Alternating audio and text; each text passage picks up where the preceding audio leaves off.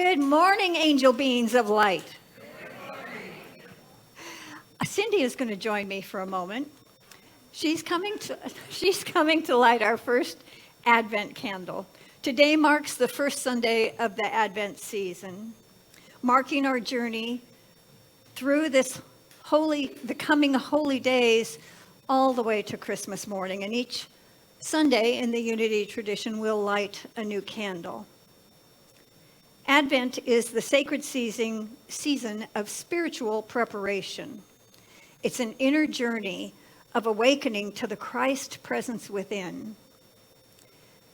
Many Christian traditions are awaiting the birth of Jesus. In Unity, we are invited to explore this Advent season as the awakening of the Christ light within us, the unfolding of the Christ presence that we are, that imprint that lives in our soul, calling us to be God's representative in this life, on this earth. On the first Sunday, we celebrate the qualities of hope and faith, that they remind us, even in the midst of life's uncertainty, that spiritual assurance is at work.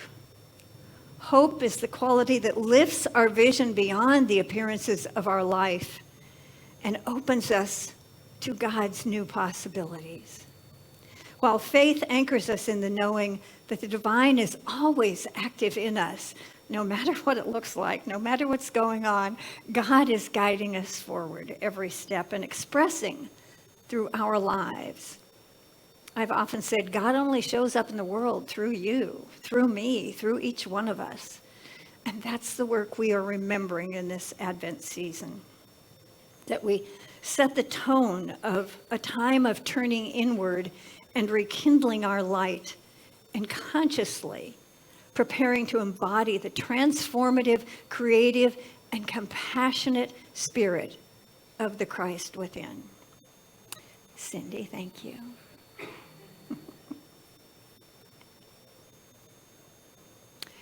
I am here this morning to tell you the very short version. I showed up here in Honolulu and at Unity Church of Hawaii a little over 15 years ago. That whole story is down to the vision of Reverend Sky St. John, who was the senior minister at that time and became my friend, my mentor, my boss, my elder brother in spiritual study. Not only Sky St. John and his motivation to train and support Unity leaders, but he had a nudge from my good friend Dennis Blank. Hi, Dennis, if you're watching. Who put my name in front of Sky all those years ago. Of the many, many things that have occurred in my life that I could never have imagined. Do you have those experiences? You wonder when you find yourself in it or afterwards, how in heaven's name, quite literally, did I end up here? I ask myself that often. Mostly I give thanks for it because it's nothing I could have charted a course for or drawn a life plan or a 5-year plan to find myself here. But it was definitely a God wink of an experience. There I was in Bremerton, Washington, in my lovely little church, as the lay leader there, wanting to find that path toward ministry. And Sky came to Bremerton to interview me and offer me an internship here for 6 months to move that journey forward. I've never forgotten the words he spoke to me in that visit. He said, "Don't hold on to your good life and prevent God from leading you to the better life." Is that sinking in? Don't hold on to where you are when God could have something so grand waiting to share with you more than you can imagine. When we cling to the old, we block our access to what's new, what wants to show up. So today's message is titled, "The Holy Handoff." When I loosen my grip, God can grab a hold. What a relief that is sometimes when life seems full of turmoil and chaos. But that holy handoff is a sacred moment when human striving relaxes. Can you just feel your shoulders drop? when our human striving relaxes enough for divine intelligence to finally do what it has been trying to do all along: guide us, uplift us, and bring forth the life that is already encoded in our souls. Do you ever have that feeling that if you just relax, some energy will carry you forward? That's what emergence is about. Your emergence, what wants to come forth, is already imprinted in your soul. Just let go. Let God unfold you in the journey. As we said this morning, as we say every Sunday morning, God is the one presence and the one power. Now, I'll raise my hand and admit that very often I have interpreted that statement to mean I'm the power. I'm the presence that is going to move the energy of my life, that it's my planning and pushing and managing, and dare I say, control. If you're raising your hand in your heart, we'll form the 12-step group about control later this week.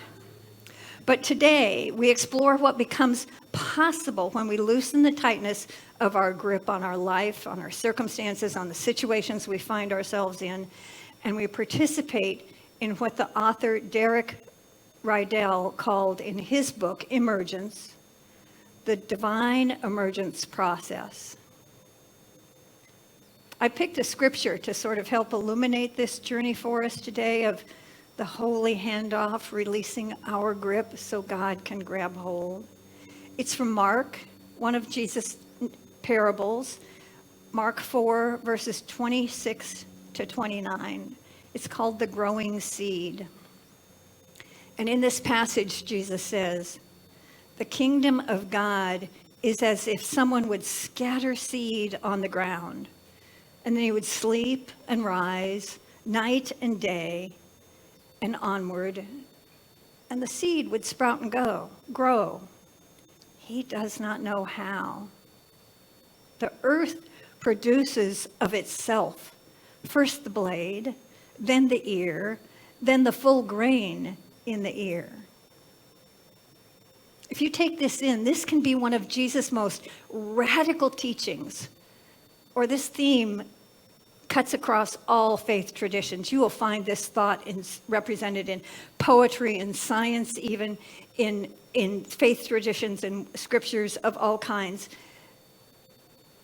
The part that makes it radical is Jesus is telling us he, the one who's taken the action of scattering the seed, does not know how what happens next.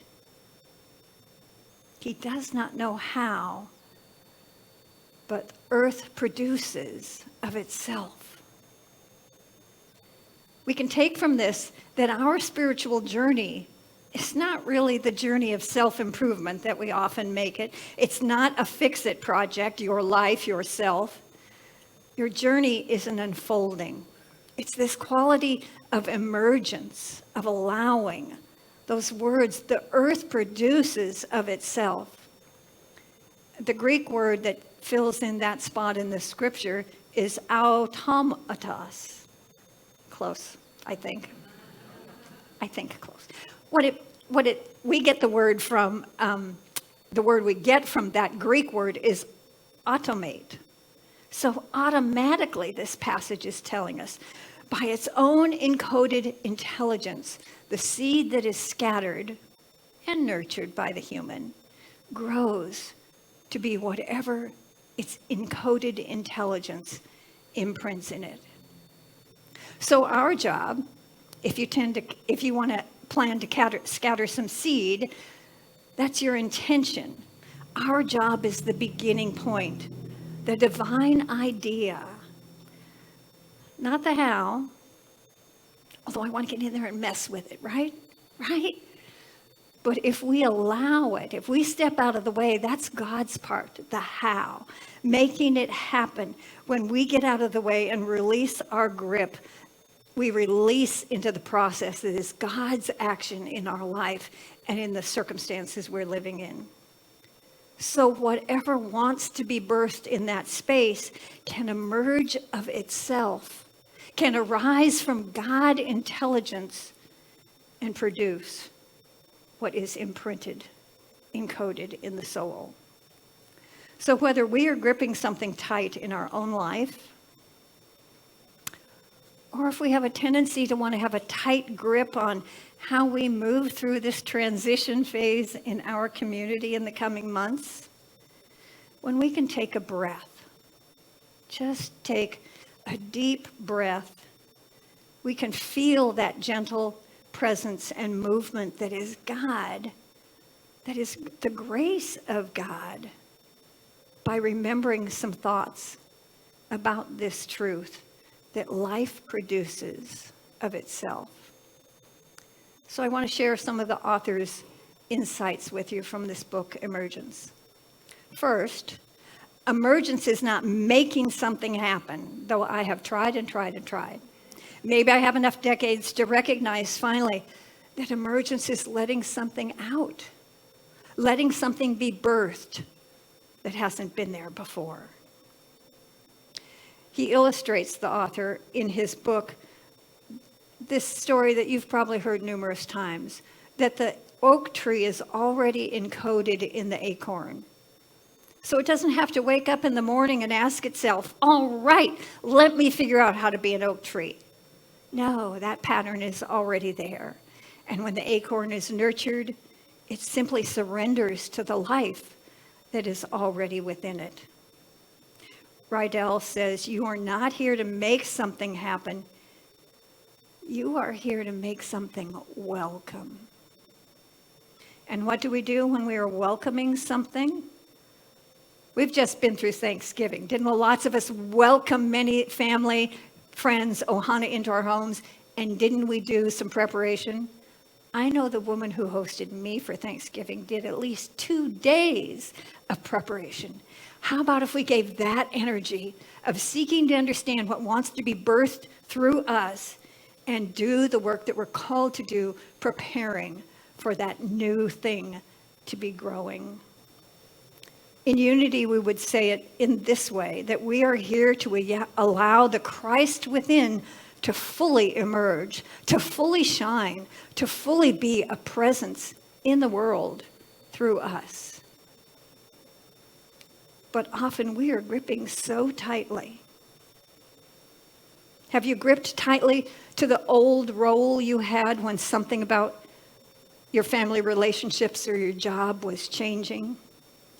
Have you gripped to old stories about yourself or circumstances or others? Have you gripped tightly to old expectations about it, what it must look like and how you want it to be and how that's the right way it's done? I don't know about you, but when I grip that tightly, my nails leave prints in my palm. A good reminder just to say, let it go. That we are here to open and welcome and receive the inner potential that lies within us, that can only show itself when we relax and breathe and let go.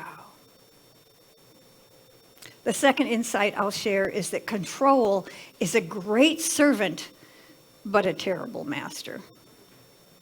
Let's be honest. We're in church. Tell the truth. Control is comforting. Yes? Yeah. If we hold the steering wheel tightly enough, we feel safe. The steering wheel of whatever is going on in our life. But here's the paradox in that holding tightly. The tighter we grip, the more the energy of life constricts and contracts, and the less spiritual flow is available to us. Now, I can remember learning to drive and how tightly, in abject fear, I gripped the steering wheel so that I could keep that car in the center of the lane. And my vision was focused on that center point of the hood of the car, trying to keep it aligned with where I thought the center of the lane of the road was. And of course, I'm off perspective. You know, I'm over here and the center's there. And yeah. And what happens? You kind of oversteer going down the road for quite a while until you get the essence of what it is to relax and let go and steer gently. My dad would say to me every time we got in the car for my driver's ed training, because the school was not good enough. No, Dad taught me himself. Margie, keep your vision about 100 yards down the road. What's 100 yards? The football field. You march in the band, the football field, 100 yards. Oh, okay, yeah. But how will I know where the car is? I'm here and the car's here. But 100 yards down the road is where you're going. Keep your vision there. Relax your hands and your shoulders, and your mind will engage what it is to steer with ease and gentleness. How many times, if I'd remembered that lesson in life, would I have saved myself so much work and effort? Eckhart Tolle writes, sometimes letting things go is an act of far greater power than defending or hanging on. Often the spiritual truths are the most counterintuitive. They can often be 180 degrees opposite of what our ego is calling us to do. And I really treasure the tender, mystical speech of Rumi, the poet. His reminder to us is to try something different. Surrender. Surrender. And then we get all hung up on that word surrender, about how that's giving up, it's passive, it's non-action, it's everything I don't want to be. Surrender is the furthest thing from passivity. In integral theory, we might call it healthy second tier letting go, meaning the higher consciousness is engaged in front of the ego. This is a participatory surrender, what we're inviting ourselves into. It's a willingness to act, but it's not force. It's the power to intend, but then not grasp. It's participating with spirit, but it's not overriding the power of spirit. The third insight from Mr. Rydell is the holy handoff happens when we relax our spiritual fist. When we let go, we don't end up with the nail prints in the base of our palm. But just imagine for a moment that your hand is clenched tightly around something in your life.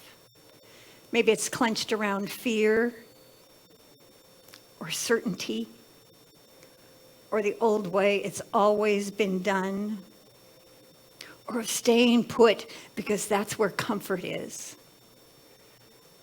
It's audacious to step into the unknown, but Spirit wants to put something new in your hand, and how can it in your closed fist?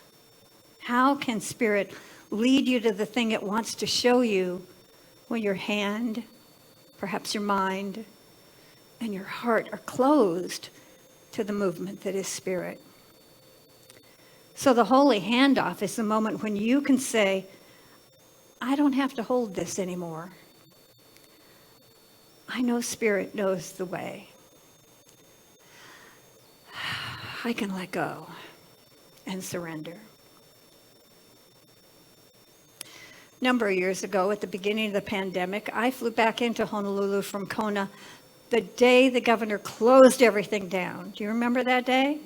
We found ourselves, a very small few of us on the staff, standing in the office together going, how do we do this? How do we move our community forward? How do we take care of our ohana, our congregation? How do we accomplish this quickly? And I remember Reverend Denise, here is our transitional minister at that moment, calmly saying, I had known nothing about leading a church through a pandemic, but I know God does. And we formulated ideas and put things into action, and we delivered service here without y'all the very next Sunday, and never had a complete interruption of activities here. Reverend Johanna created an online environment for us that we still make use of, and we brought as many services as we could to you all through our e-campus structure that she created in that first week. It was a lively first week, I can tell you. This idea of letting go is illustrated by the story of hunters in India and Africa who make a simple, small monkey trap. If you ever want to trap a monkey, here's what you do. I don't think it works for cats in the same way. You make a tiny cage with even a smaller opening, just big enough for that monkey to put its little hand through. And inside the trap, there are all sort of delectable little treats that monkey wants for his breakfast. Fruits, nuts, whatever. And so his hand goes in and he grabs those little treats. And now his fist is too big to get back out the opening of the trap. But the monkey doesn't let go. His wanting of what he can't have but he can see is so great that it keeps him trapped and anchored. He's stuck in his own stuff because he can't let go to have the freedom to step away from the trap. It would be free if it could simply let go. Have you been caught in a trap of your own making, gripping something so tightly that you were held back? You're not held back by the universe or held back by spirit, nor by destiny. We're not held back by scarcity, but by our own grip on wanting it to be the way it's supposed to be, the way it has always been. That's a favorite of mine. Well, we've always done it this way. What if we didn't do it that way? I wonder what could show up if we let go of how we've always done it. Most of us in the room are old enough to remember this quote that is usually attributed to Richard Bach. It came up in the 60s and was very popular. If you love something, let it go. If it comes back to you, it was meant to be. If it doesn't, it never was. So this is insight number 4. What we release returns as something greater. So the true spiritual principle is not the words of Richard Bach as he stated it. If it comes back to you, it's yours. No, in the emergence model of releasing and surrendering into the power of God, there is no true loss ever. What we let go of, its time was concluded. And what we are ready for is something that up-levels, that elevates us, that evolves us to the next phase of awareness and consciousness and understanding, deep understanding of how God works in our life. The spiritual principle says it this way. When you let go of what no longer serves you, you create space for what has been trying to emerge. The power is already there. Emergence is the art of getting out of the way. So we've covered what it looks like when we can let go and let God, and what it will allow us to experience, the unlimited possibility that God has already imprinted in us as a soul's calling, as a life path, as a direction we're meant to travel. Sounds simple, right? But what do we do to start the process? What simple practice can we engage in that lets us move into this arena? So here's something I invite you to try this week. 3 little steps to get you into the release and the openness of God's energy. The first is name your grip. What is it you're holding on to? Is it a belief? A fear? A story you have about yourself or someone else or some circumstance? A role you play now and you don't want anybody to change anything? Or you're gripping on to the outcome the expectation, what you want to happen, the result that you're seeking. We all do it. It's natural to be anchored in what we know. So name it, and then bless that grip. Whatever it was once your solace. It was your protection in some circumstance. It helped you survive. It helped you function in whatever difficult space in your life. So appreciate it. Know that you've grown beyond it. Bless it for its service. And then step number 3 is release into the energy of God. Simple. Name that grip. Bless what it brought to your life. And then let go. Open your hands, your heart, and your mind, and simply let go. So here's the process you'll do that with this week. You might place your hand over your heart, little somatic energy to say, I mean this, God. I mean this, Margie. And say this, I loosen my grip. Oh, no, I want more enthusiasm than that, please, people. This could be a life-changing experience that you're carrying into this next week. Don't begrudge its simplicity. I loosen my grip. I loosen my grip. And I let God take hold. Yes. Yes. So let's really practice. Think of what you've been gripping in your mind. Hold that image for just a second. Now recognize that whatever experience, whatever you have gripped a hold of, whatever you're holding tight, it has served the purpose to get you through something, through a challenge, through a situation, through a relationship, who knows. Whatever it was, bless it. It did its job. And now open the hand and repeat after me, seeing that the action of release in your mind's eye. I loosen my grip, and I let God take hold. And then just sit silently for a moment and feel the shift that's taking place in your energy. Sense the spaciousness. Feel the opening door in your heart, your mind, and your energy field. So insight number 5 is that the holy handoff is the bridge from striving, work, to being.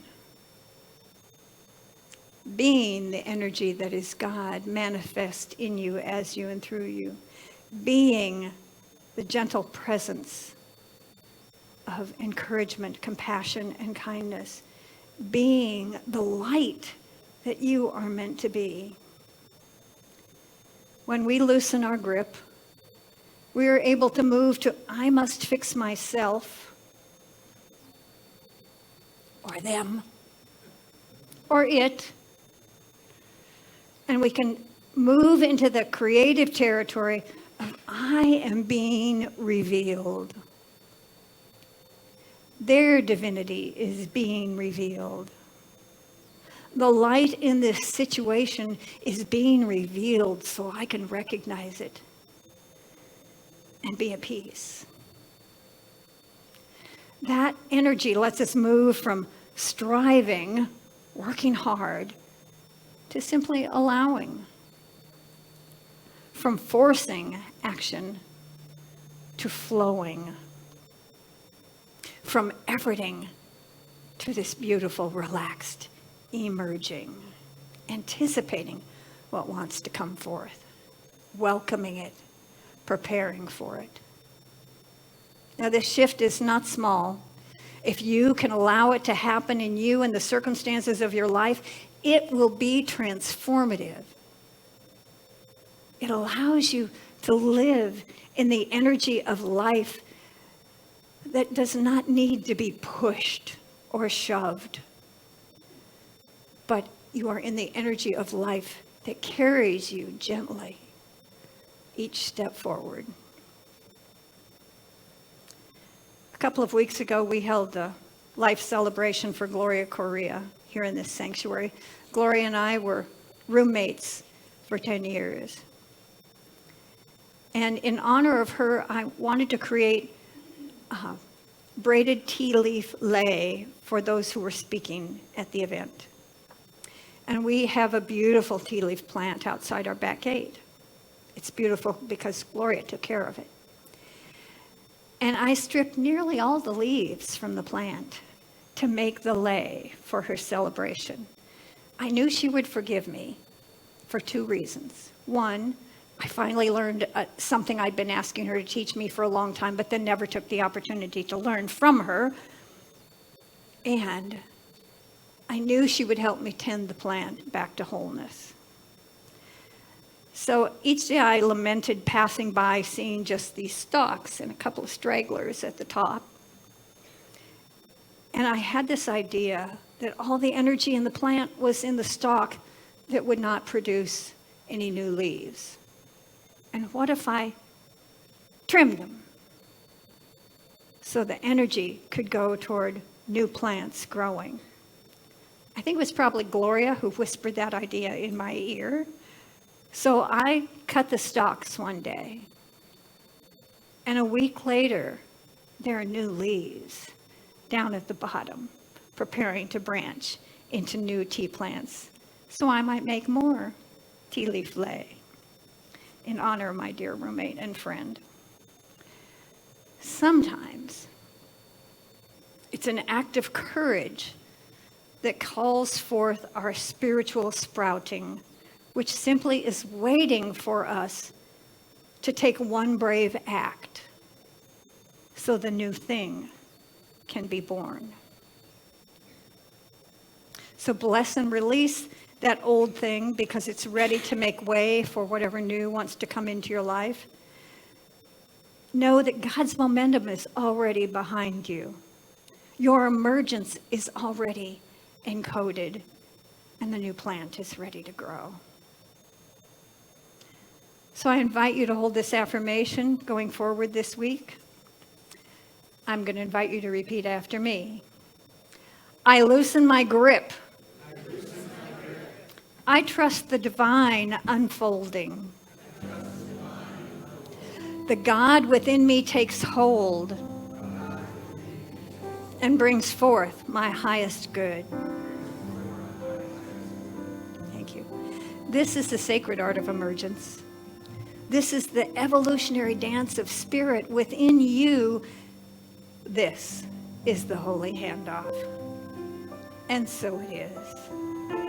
Thank you, God.